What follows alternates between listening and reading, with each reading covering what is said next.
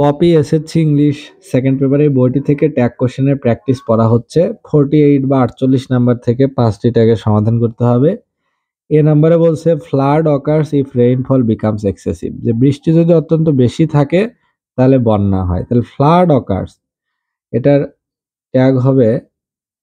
Doesn't it. B নাম্বারে বলছে it can lead to landslides and মাড flows, তাহলে it can lead এই অংশটুকু করতে হবে, তাহলে কান্ট ইট।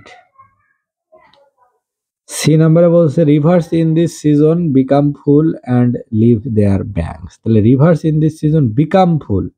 এই যে বিকামের ভিতরে আছে ডু বা ডাজ, আর রিভার্স এখানে আছে দে,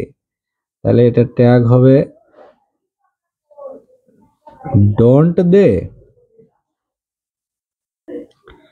ডি নাম্বারে বলছে they submerse what is there on each side of the banks, অর্থাৎ নদীর দু তীরের পাশে যা যা থাকে তার সবকিছুকে সে প্লাবিত করে দেয় নদীর পানি, তাহলে দে সাবমার্স, তাহলে সাবমার্সের ভিতরে আছে ডু বা ডাজ, আর এখানে তো আছে দে, তাহলে ডোন্ট দে।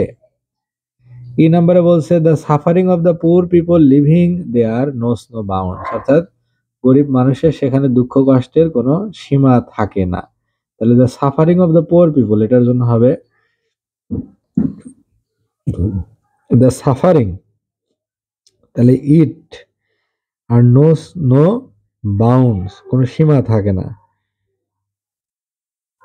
তাহলে সীমা থাকে কি, তাহলে ট্যাগ হবে ডাজ ইট।